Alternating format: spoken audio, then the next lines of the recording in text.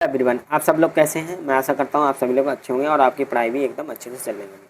आज मैं आपको कक्षा 10 की गणित पढ़ाऊंगा, जिसमें आपको सबसे पहले एक्सरसाइज होगी 1.1 पढ़ाऊंगा। ठीक है, इसमें आपको सबसे पहले मैथ शुरू करने से पहले आपको मैथ की क्या पढ़नी पड़ेगी। मैथ की बेसिक कुछ जान लेनी चाहिए, जिससे आपको आगे चल के आसानी हो मैथ समझने में, कि जैसे आपको कोई नई संख्याएं मिलेंगी तो वो कैसी होती हैं। तो सबसे पहले मैं आपको एक्सरसाइज शुरू करने से पहले आपको कुछ बेसिक पढ़ाना चाहूँगा। तो आप पहले बेसिक को अच्छे से समझ लीजिए और उन्हें याद भी कर लीजिए, क्योंकि जब तक आपको बेसिक अच्छे से नहीं आएगा तो आप मैथ पे अच्छी कमांड नहीं बना सकते। तो आप सबसे पहले बेसिक देख लीजिए। आपको मैं एक बार बेसिक दिखा देता हूँ। बेसिक, ठीक है, ये आपको अच्छे से याद कर लेने हैं। ठीक है, बेसिक है आपकी मैथ के लिए, तो आपको ये शायद पता भी होंगे, और नहीं पता हो तो आप अब पता कर लीजिए। वास्तविक संख्याओं में क्या कौन कौन सी संख्याएं आती हैं, तो आप वास्तविक संख्याओं में देख सकते हैं कौन कौन सी संख्याएं आती हैं। वास्तविक संख्याओं में सबसे पहले आती है प्राकृतिक संख्याएं। प्राकृतिक संख्याएं जो होती हैं, जो हमारी कोई भी आपसे अगर पूछे कि मतलब गिनती कितनी होती है, तो आप उनको गिनती बताएंगे कितनी होती हैं। 0 से मतलब 9 तक गिनती होती है, क्योंकि जो भी अंक बने हैं हमारे, जैसे 10 हो, 11 हो, 12 हो, कुछ भी हो, तो हमारे कितने इनसे ही तो मिलकर बने हैं। इन्हें कहते हैं पूर्ण संख्या। पूर्ण संख्याओं का मतलब जिसमें 0 शामिल हो जाता है उनको पूर्ण संख्या कहते हैं। आपको मैंने अभी प्राकृतिक संख्या नहीं बताई। प्राकृतिक संख्याएं मतलब जो हमारे पहले से यहाँ पे उपस्थित थी, पहले से उपस्थित थी। कितनी थी? 9 तक थी। ठीक है, 1 2 3 4, तो हमारी क्या है, ये प्राकृतिक संख्या है। अब ये पूर्ण संख्या कब होती है? जब इसमें क्या होता है, शून्य मतलब 0 शामिल हो जाता है, तो हमारी ये क्या बन जाती है, पूर्ण संख्याएं बन जाती हैं। ये आपको शायद पता ही होगा। अब पूर्णांक में मतलब पूर्ण संख्या को मतलब जब 0 शामिल हो जाता है तो क्या होती है, पूर्ण संख्या होती है। पूर्णांक मतलब उनमें नेगेटिव भी संख्याएं आ जाए, जितनी पॉजिटिव है उतनी ही नेगेटिव संख्याएं हैं, तो हमारी वो क्या कहलाएंगे, पूर्णांक संख्याएं कहलाएंगी। और भिन्न का मतलब तो आप जानते हैं, जिन्हें मतलब हम p/q के रूप में लिख सकते हैं। आप कोई भी संख्या हो, अंश बटा हर, और क्या बोलते हैं इन्हें, अंश बटा हर, वो हमारी क्या कहलाती है, भिन्न कहलाती है। ठीक है, ये तो आपको नॉर्मल है बात है, ये तो पता ही होगा आपको। और भाज्य संख्याएं, भाज्य संख्याओं का मतलब होता है जो संख्याएं खुद से तो भाग में होंगी और दूसरी संख्याओं से भी भाग में जाएंगी। जैसे 2 से, ये क्या है, 2 से कट जाएगी, 6 भी 2 से कट जाएगी, तो दूसरी संख्याओं अदर संख्याओं से भी भाग दे सकते हैं। उन संख्याओं को हम क्या कहते हैं, भाज्य संख्याएं कहते हैं। ठीक है, भाज्य संख्याएं कहते हैं। और अभाज्य संख्याएं क्या होती हैं? अभाज्य संख्याएं वे होती हैं जो केवल या तो स्वयं से ही कटेंगी, या किसी वन से भाग में जाएंगी, या वन से भाग में जाएंगे, भाग में जाएंगे। ये क्या होती हैं, अभाज्य संख्या। ये या तो स्वयं से ही कटेंगी, या तो फिर वन से ही अभाज्य जाएंगी। और इन्हें हम क्या बोलते हैं, विषम संख्याएं भी बोलते हैं। विषम संख्याएं अभाज्य संख्याओं में आती हैं, क्योंकि विषम ही संख्याएं ऐसी होती हैं जो तो एक से या दूसरे से कटती हैं। और बेसिक नॉलेज आपको एलसीएम, इसके पता ही होगा, एलसीएम और एचसीएफ किसे बोलते हैं, तब भी हम आपको एक बार बता देते हैं। बहुत से मतलब स्टूडेंट होते हैं जिन्हें एलसीएम और एचसीएफ नहीं पता होता। तो सबसे पहले एलसीएम, एलसीएम का मतलब होता है लघुत्तम समापवर्तक। ठीक है, समापवर्तक सबसे छोटी संख्या है। जब हम किसी संख्याओं का फैक्टर करते हैं, जो आपको आगे हम समझाएंगे कि फैक्टर वगैरह क्या होता है, किसी संख्या को फैक्टर कैसे करते हैं। और एचसीएफ मतलब महत्तम समापवर्तक होता है, सबसे बड़ा होता है, उसे हम क्या कहते हैं, एचसीएफ कहते हैं। जैसे उदाहरण के लिए अब आप एलसीएम और एचसीएफ कैसे निकालते हैं। जैसे हमें 12 और 18 दिया है, सबसे पहले हमें इसके क्या करने पड़ेंगे, फैक्टर करने पड़ेंगे। तो 12 के फैक्टर कर लो, तो 12 फैक्टर तो करना जानते ही होगे आप, जब क्लास 10th में आ गए हो तो इतना तो पता ही होगा। तो 2 से करेंगे, सबसे पहले सबसे छोटी संख्या से फैक्टर करते हैं। तो सबसे छोटी संख्या क्या है, 2 है। 2 से करेंगे तो कितना हो जाएगा, 2 छंग 12 हो जाएगा। फिर 2 से ये फिर कट जाएगा, तो 2 से करेंगे 2 3 हो जाएगा। अब 3 क्या है, विषम संख्या है, तो 3 से कटेगा। ठीक है, अब ऐसे ही हम 18 को फैक्टर करेंगे। 18 को 2 से करेंगे तो 9 हो जाएगा। 2 से करेंगे फिर 2 से नहीं होगा तो 3 से हो जाएगा, 3 3 9। अब फिर 3 से 3 एकम 3। अब हम इसका एचसीएफ और एलसीएम कैसे निकालते हैं। हमने 12 के फैक्टर लिखेंगे, 18 के फैक्टर लिख लेंगे। 12 के कितने आए, 2 इंटू में 2 और 3 आया। ठीक है, और ऐसे ही 18 के 2 इंटू में 3 इंटू में 3 आया। अब एचसीएफ क्या होता है, जो दोनों में कॉमन होता है वो ही एचसीएफ होता है। ठीक है, तो एचसीएफ इसमें दोनों कॉमन क्या है, 2 कॉमन है, तो इसका एचसीएफ 2 हो जाएगा। ठीक है, और एलसीएफ का मतलब होता है जो कॉमन है उसे तो हम एक बार लिखते हैं, एलसीएम जो कॉमन है उसे हम क्या लिखते हैं, एक बार लिखते हैं, और जो शेष बचा होता है उसे टोटल लिख लेते हैं। तो 2 इंटू में 3, ये बचा, और इसमें क्या है, 3 इंटू में 3। अब इसको टोटल गुणा करोगे, 4 हो, 2 दूनी 4, 4 3 12, 12 तियाँ 36 हो जाएगा। और 36 तियाँ कितना होता है? 36 गुणा 3 करोगे वो फाइनल आपका आंसर हो जाएगा। समझ में तो आ ही गया होगा कि एचसीएफ और एचसीएम क्या होता है। ठीक है, परिमेय और अपरिमेय संख्याएं क्या होती हैं ये तो आपको पता होगा। परिमेय संख्याएं वो होती हैं जिन्हें हम p बटा क्यू, मतलब वो भिन्न नहीं होती है, जिसे हम p बटा क्यू के रूप में लिख सकते हैं। ठीक है, उदाहरण जैसे 1/2, 3/5 और 3/4। ठीक है, जिन्हें हम पी बाई क्यू के रूप में नहीं लिख सकते उन्हें उदाहरण है जैसे रूट संख्या मतलब 3 है, जिसे हम मतलब p बटे क्यू के रूप में नहीं लिख सकते, क्योंकि रूट 2 है। रूट 2 का मान कितना होता है? 1.41 शायद इतना ही होता है, और ये पाई है, तो ये क्या है? सब विषम संख्या और मतलब अपरिभाषित हैं, तो हमें इसमें p बाई क्यू के रूप में नहीं लिख सकते, उन्हें हम अपरिमेय संख्या बोलते हैं। तो आपको बेसिक क्लियर हो गया। चलिए अब करते हैं एक्सरसाइज आपकी शुरू। एक्सरसाइज तो आपकी पहला चैप्टर का नाम क्या है? वास्तविक संख्याएं हैं। वास्तविक संख्याओं में पहली प्रश्नावली है आपकी 1.1।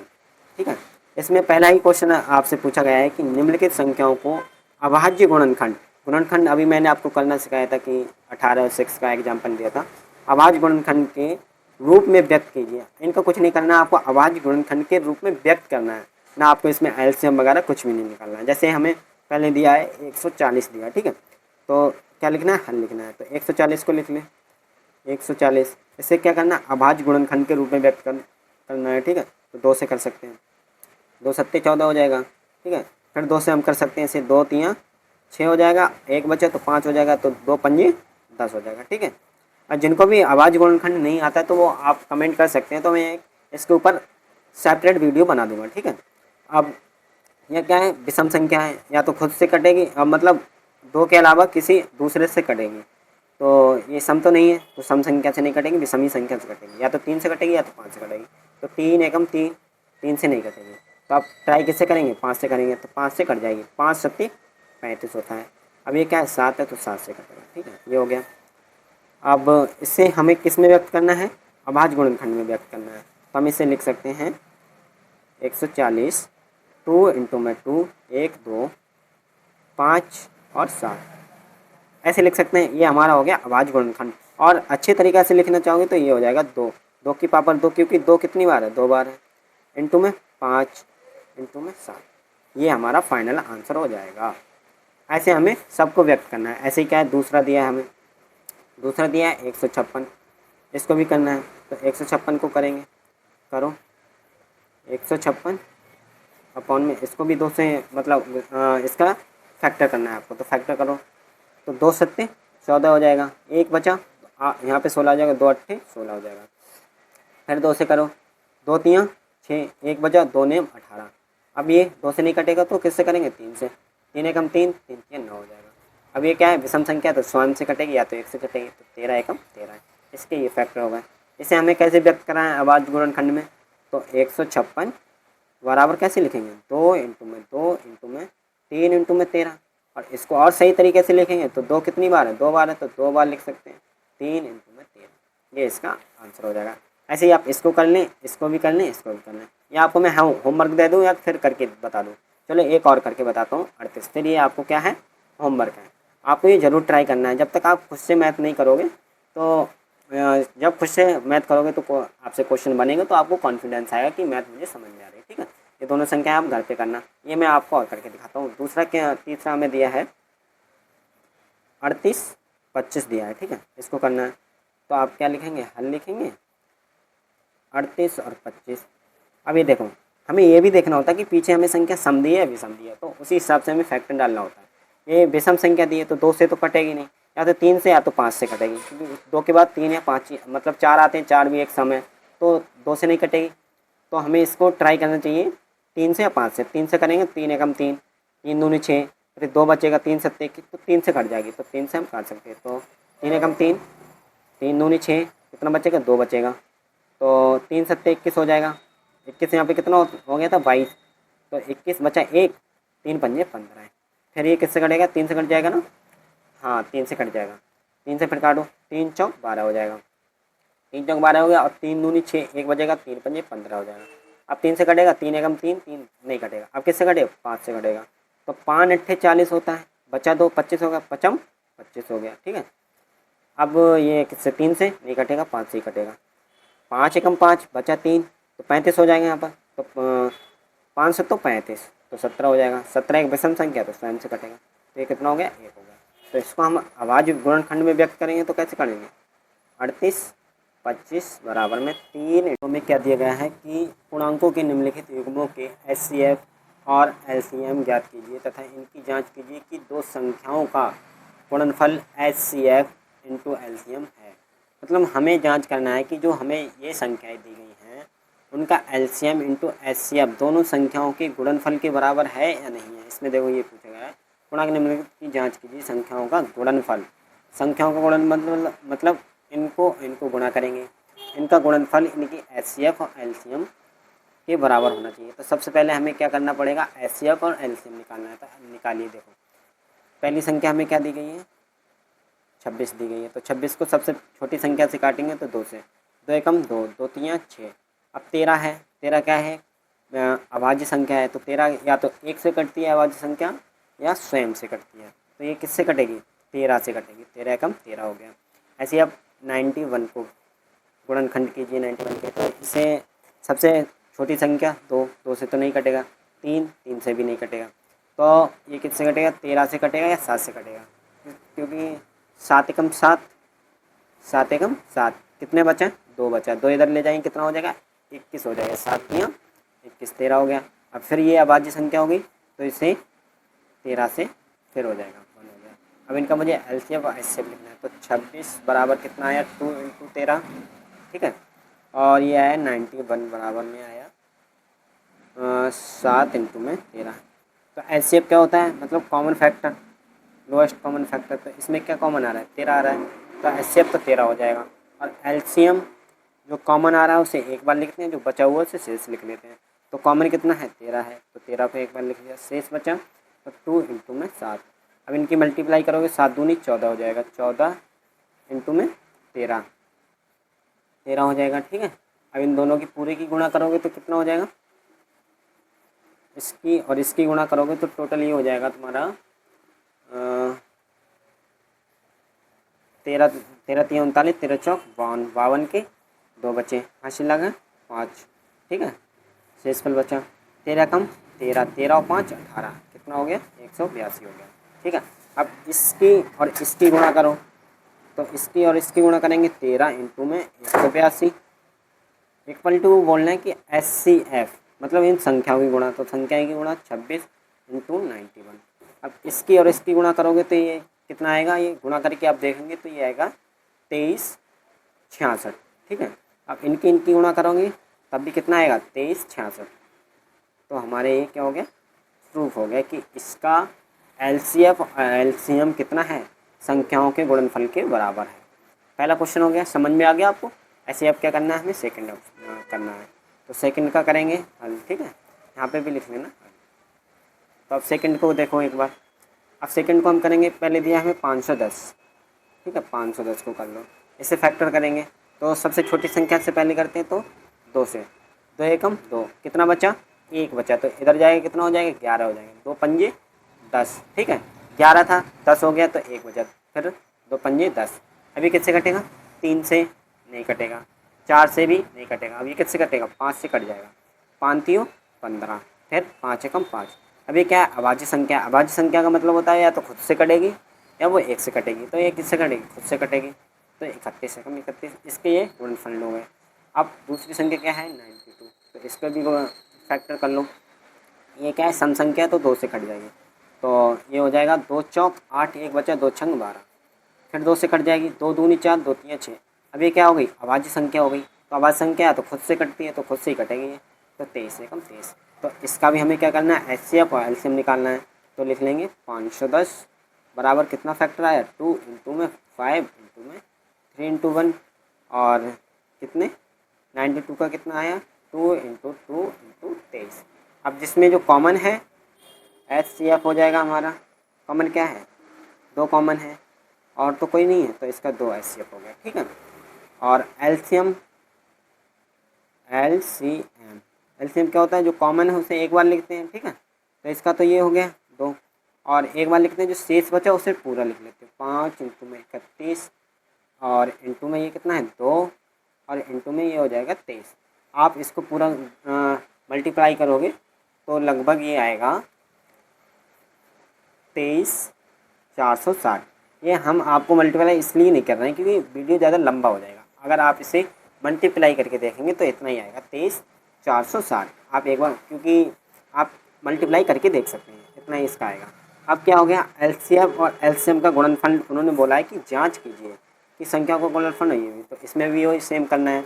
तो एचसीएफ और एलसीएम तो 23,460 बराबर गुणा किससे करनी है, एचसीएफ 2 और किससे करनी है 510 इंटू में 92। इन दोनों की गुणा करोगे तो मैं आपको गुणा करके नहीं दिखा रहा हूँ, चलो इसकी दिखा देता हूँ आपको।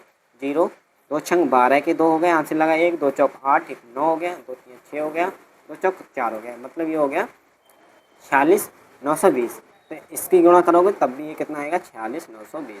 तो ये भी तुम्हारा दूसरा क्वेश्चन हो गया। अब ये तीसरा बच्चा है, तो ये तो आप स्वयं कर सकते हो। अगर आपको ये दोनों क्वेश्चन समझ में आ गए तो ये आपके लिए होमवर्क है, ठीक है।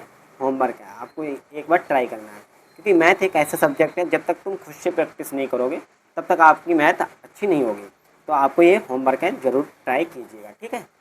चलिए आप प्रश्न हम किस पे, प्रश्न नंबर 3 पे आ जाते हैं। इसमें क्या पूछा हमसे, अभाज्य गुणनखंड विधि द्वारा निम्नलिखित पूर्णांकों के एचसीएफ और एलसीएम ज्ञात कीजिए।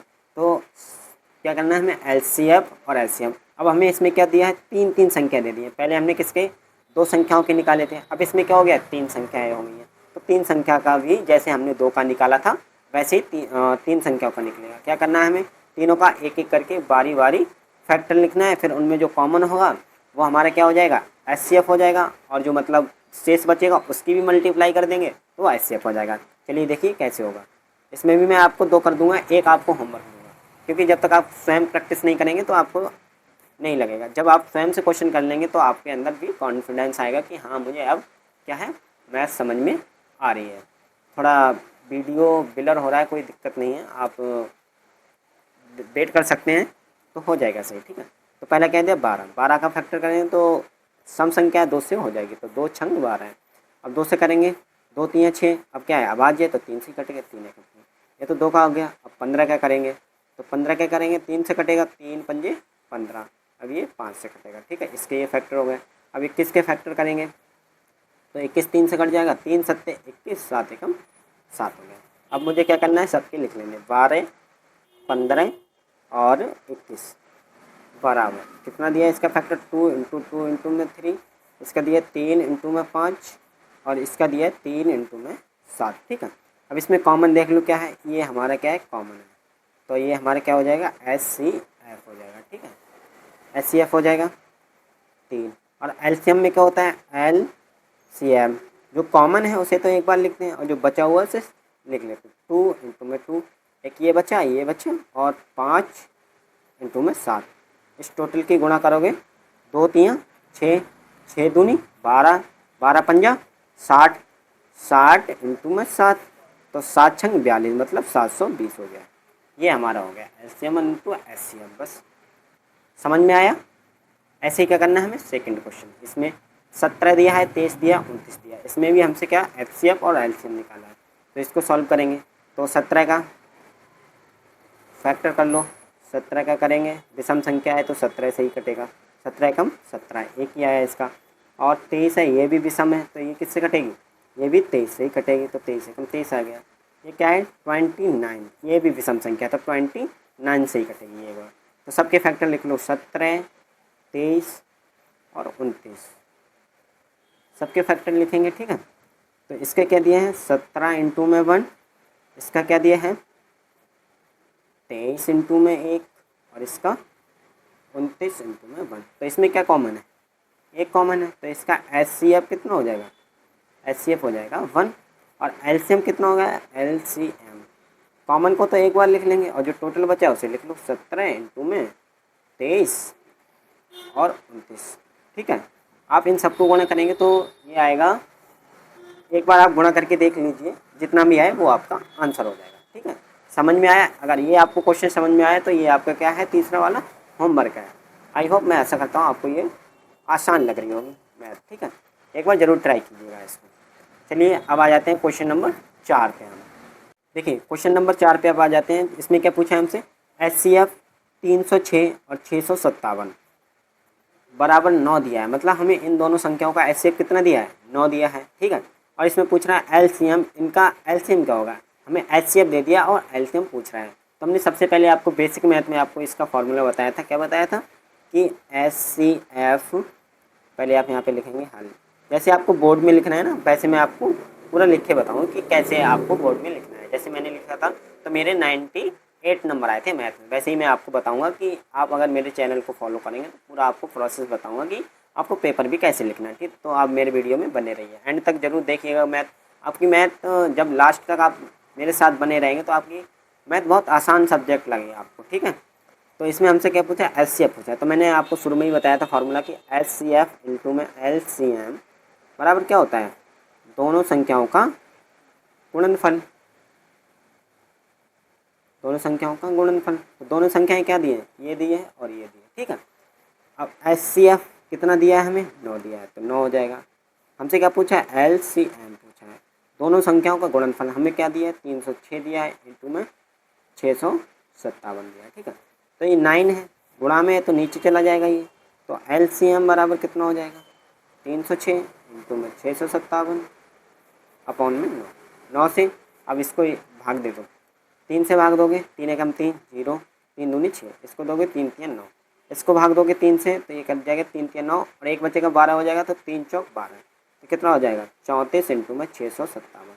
आप इसको गुणा करेंगे आपका आंसर आ जाएगा। चलो मैं गुणा करके बता ही देता हूँ आपको कितना दिया है, 657 दिया है, ठीक है। इसकी गुणा किससे करनी है, 34 से करनी है। तो 4 सत्ते 28, शेष बचा 2, 4 4 पंजे 20 और 2 22 हो जाएगा, 2 बचेगा, 4 छंग 24, 24 26 हो जाएगा। इसकी गुणा इससे करोगे 7 3 21, 2 बचेगा शेष पर, और 3 पंजे 15, 15 2 17 हो जाएगा, 1 बचेगा, 3 छक 18, 1 19 हो जाएगा। तो कितना आ जाएगा, 8 हो जाएगा, ये 3 हो जाएगा, ये 6 6 12, 1 13 हो जाएगा, हासिल बचेगा 1, 9 1 11 हो जाएगा, 12 1 बचेगा और ये हो जाएगा 2, 22 33 8 हो जाएगा। तो इसका आंसर कितना आया, 22 33 8 हो जाएगा, ठीक है। चलिए यह भी आपको समझ में आ गया होगा क्वेश्चन, ठीक है। समझ में आ गया, देख लीजिए एक बार, ठीक है। आप नोट्स भी बना सकते हैं अच्छे से। चलिए अब क्वेश्चन नंबर 5 करते हैं। ये क्वेश्चन बहुत इंपॉर्टेंट है, ये हमारे बोर्ड एग्जाम में काफ़ी बार पूछा गया है, तो आप इस पर क्या है स्टार लगा लीजिए। इसे क्वेश्चन को आप बार बार प्रैक्टिस करेंगे तो आपको भी ये आ जाएगा, ठीक है। तो आप ध्यान से देखिएगा कि मैं आपको ये कैसे सॉल्व करा रहा हूँ। जैसे मैं आपको सॉल्व करा रहा हूँ वैसे ही आपको बोर्ड एग्जाम में ये सॉल्व करना है, ठीक है। तो आप देखिए क्वेश्चन नंबर पहले क्या दिया है 5 में, जांच कीजिए कि क्या किसी प्राकृतिक संख्या n के ये संख्या 6 की पावर n अंक 0 पर समाप्त हो सकती है। मतलब ये हमसे एक संभावना कर रहे हैं कि क्या ये संख्या 0 पे समाप्त हो सकती है या नहीं। तो आपको जैसे मैं लिखा रहा हूँ स्टेप बाय स्टेप वैसे ही आपको लिखना है। मान लीजिए यदि कोई संख्या, ठीक है, यदि कोई संख्या अंक 0 पर समाप्त हो सकती है। आप बोलेंगे कि सर आप इसमें मतलब थ्योरी क्यों लिखवा रहे हैं, तो ये थ्योरेटिकली ही क्वेश्चन है, तो आपको थ्योरी इसमें ज़रूर लिखनी पड़ेगी। तो हमने क्या लिखा है, यदि कोई संख्या अंक 0 पर समाप्त हो सकती है, ठीक है, समाप्त हो सकती है तो हम क्या करते हैं, तो वह 10 से विभाजित होगी। जो संख्या 0 पे समाप्त होगी तो वो क्या 10 से तो विभाजित हो ही जाएगी ना, क्योंकि लास्ट में अगर 0 है तो वो 10 से विभाजित हो जाएगी या विभाजित होती है, ठीक है। या दूसरे शब्दों में बोले हम तो दूसरे शब्दों यह 2 और 5 से भी विभाजित हो सकती है, 5 से भी विभाजित होगी। जब जो 0 पे समाप्त हो रही तो वो किससे, 2 से और 5 से भी विभाजित हो जाएगी, ठीक है। समझ में आ रहा है ना आपको। तो लिख सकते हैं चूँकि 10 बराबर 2 इंटू 5 लिख सकते हैं हम। 10 को क्या लिख सकते हैं, 2 इंटू 5 लिख सकते हैं ना। समझ में आ रहा है ना, क्योंकि हमें ये प्रूव करना है कि 6 की पावर एन पर कोई संख्या 0 पर समाप्त होती है, तो हम 10 को क्या लिख सकते हैं, 2 इंटू 5 लिख सकते हैं। तो अब लिख देखिए 6 की पावर n हमसे पूछा है का अभाज्य गुणनखंड क्या होगा, इसका अभाज्य गुणनखंड जैसे हमने फैक्टर किया था 6 का क्या हो जाएगा 6, 2 से फैक्टर करेंगे तो 3 हो जाएगा, 3 से करेंगे तो 1 हो जाएगा। तो इसका अभाज्य गुणनखंड क्या हो सकता है, तो इधर हम लिख देंगे 2 इंटू 3 की पावर, और ये क्या लगा n है तो n यहाँ पे आ जाएगा। इतना तो समझ में आ गया ना, तो ये उसका क्या हो जाएगा अभाज्य गुणनखंड हो जाएगा। तो अब हम क्या लिख सकते हैं कि 6 की पावर n के अभाज्य गुणनखंड में 5 नहीं है। देखो इसके गुणनखंड में क्या है, 5 नहीं है, हमारे में 5 नहीं है, इसीलिए 6 की पावर n 5 से विभाजित नहीं होगा। क्या है, विभाजित नहीं होगा। समझ में आ गया। उन्होंने हमसे पूछा था कि जांच कीजिए कि क्या किसी प्राकृतिक संख्या n के लिए संख्या 6 की पावर अंक 0 पर समाप्त हो सकती है। तो हमसे ये संभावना पूछी गई, तो हमने इसे प्रूफ कर दिया कि कोई भी संख्या 6 की पावर n वो 5 से विभाजित नहीं हो सकती है। तो अंकगणित की आधारभूत, अगर हम अंकगणित से इसे देखें तो उसकी एक प्रमेय होती है, तो वो प्रमेय आपको आगे पता चलेगी कि कौन सी प्रमेय होती है। तो उससे हम सुनिश्चित कर सकते हैं कि 6 की पावर n, 6 की पावर n है, गुणनखंड में 2 और 3 अतिरिक्त और कोई अभाज्य संख्या नहीं हो सकती। 2 और 3 के अलावा कोई संख्या हमारी क्या है, गुणनखंड में नहीं हो सकती। तो आई होप, मैं आशा करता हूँ आपको ये भी क्वेश्चन समझ में आया होगा। चलिए अब हम आ जाते हैं प्रश्न संख्या 6 पर।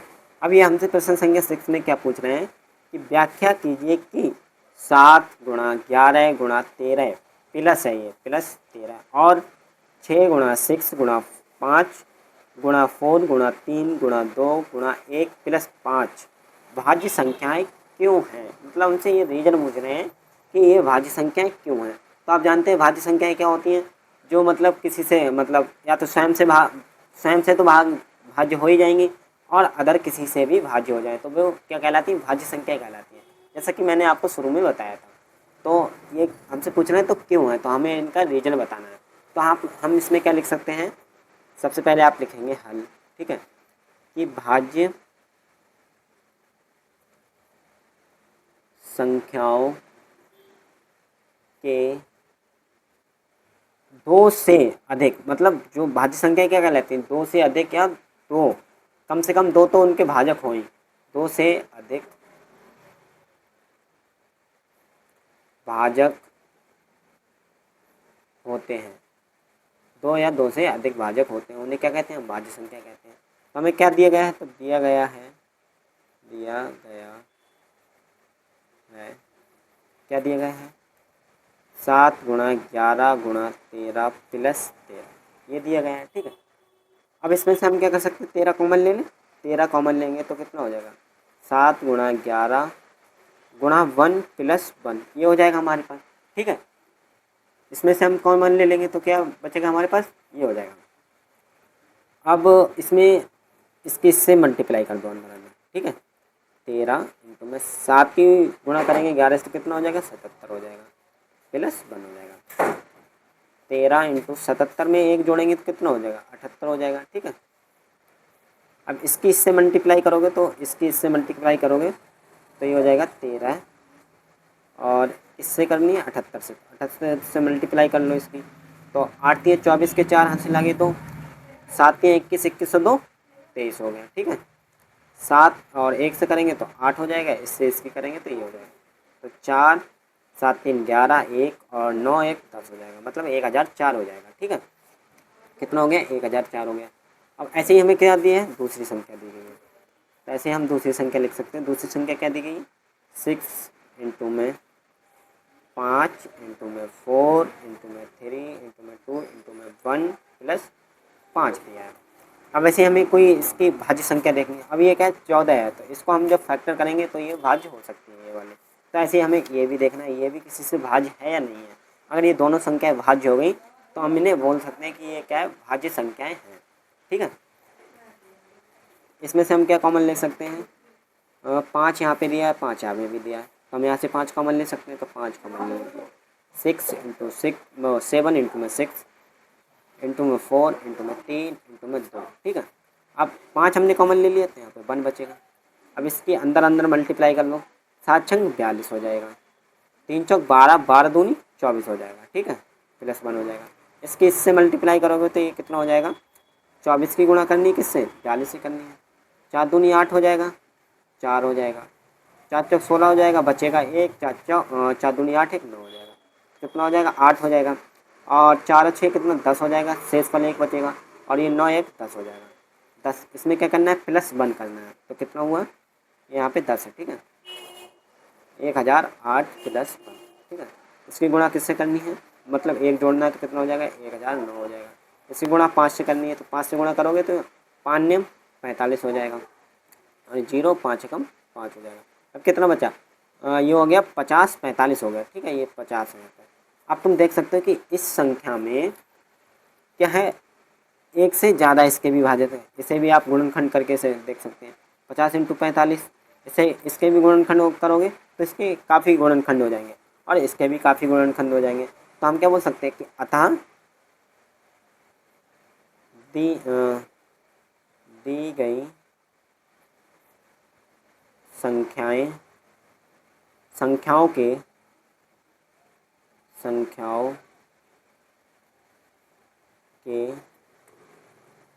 एक या दो से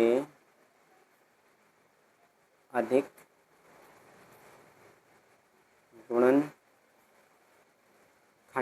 है। ठीक है, एक से अधिक क्या है, इसके भी गुणनखंड करोगे, इसके भी करोगे, तो 2 से अधिक ही गुणनखंड होंगे। तो इसीलिए हम कह सकते हैं, तो इसीलिए आप इसीलिए भी लिख सकते हो, या फिर ये चिन्ह भी बना सकते हो। ये भी क्या होता है, इसीलिए का ही चिन्ह होता है। तो इसीलिए दी गई संख्याएं भाज्य संख्याएं हैं, भाज्य संख्याएं हैं। ठीक है, तो आपकी ये एक्सरसाइज 1.1 ख़त्म हो गई है। मैं आशा करता हूँ आपको ये एक्सरसाइज आसान लगी होगी, और एक सभी क्वेश्चन आपको समझ में आ गए होंगे। अगर आपको मेरी वीडियो अच्छी लगी हो और आप हमसे मैथ पढ़ना चाहते हैं तो मेरी वीडियो को लाइक कर दें, और एक प्यारा से कमेंट ज़रूर कर दें कि भैया दूसरी भी वीडियो बनाओ, मैं आपकी वीडियो देखूँगा। Thank you. समझ में आ गया ना। तो इसका निष्कर्ष क्या निकला, कोई भी संख्या 0 पर समाप्त नहीं हो सकती। या आप ये लिख भी सकते हैं कि किसी भी प्राकृत, ये प्राकृतिक संख्या पूछी थी ना, प्राकृत संख्या n के लिए ये संख्या 6 की पावर n अंक 0 पर समाप्त नहीं हो सकती। ठीक है, 0 पर समाप्त नहीं।